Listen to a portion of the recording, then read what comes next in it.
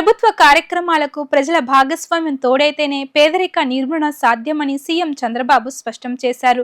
P4 విధాన పత్రాన్ని ఎక్స్లో విడుదల చేసిన ముఖ్యమంత్రి ఈ సందర్భంగా ప్రజలకు 2 పేజీల బహిరంగ లేఖ రాశారు. ఆరోగ్య, ఆదాయ, ఆనందం, ఆంధ్రప్రదేశ్ కోసం ప్రతి ఒక్కరూ సంకల్పం తీసుకుందామని చంద్రబాబు పిలుపునిచ్చారు. 1995లో తెచ్చిన పబ్లిక్ ప్రైవేట్ పార్ట్నర్షిప్ P3 విధానంతో ఉపాధి కల్పన, సంపద సృష్టి జరిగిందని గుర్తు చేశారు. ప్రభుత్వ కార్యక్రమాలకు ప్రజల భాగస్వామ్యం తోడైతేనే పేదరిక నిర్మూలన సాధ్యమని సీఎం చంద్రబాబు స్పష్టం చేశారు. సమాజంలో అత్యున్నత శిఖరాలకు చేరిన 10% మంది ప్రజలు అట్టడుగున ఉన్న 20% మందికి చేతునిచ్చి పైకి తేవాలి అని పిలుపునిచ్చారు.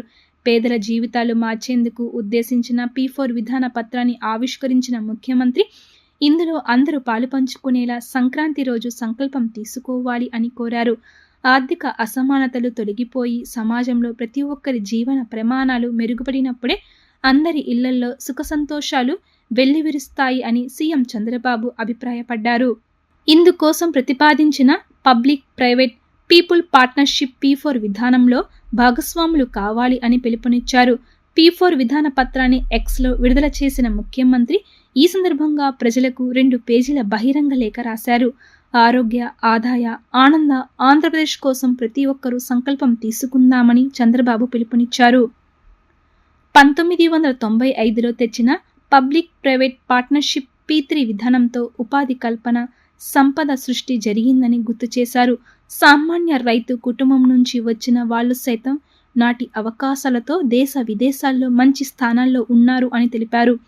అత్యధిక తలసరి ఆదాయం సాధించి తెలుగు ప్రజల సత్తా చాటుతున్నారు అని, నాటి సంస్కరణ ఫలాలు అన్ని వర్గాలకు చేర్చవలసిన బాధ్యత ఉందని చంద్రబాబు అభిప్రాయపడ్డారు.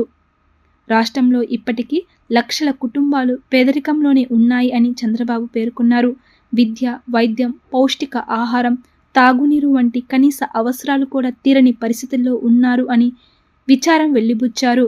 ఎవరు ఎక్కడ స్థిరపడిన వారి మాతృభూమిలో ఒక్క వ్యక్తితో, ఒక కుటుంబానికో, సమూహానికో, గ్రామానికో, ప్రాంతానికో చేయూత అందించి వారి జీవన ప్రమాణాలు పెంచవచ్చని తెలిపారు. సమాజంలో లభించిన అవకాశాలను అందిపుచ్చుకొని అగ్రస్థానాల్లో ఉన్నవారు సమాజానికి తమ వంతు తిరిగి ఇచ్చే ఆలోచనలు చెయ్యాలి అని ముఖ్యమంత్రి సూచించారు.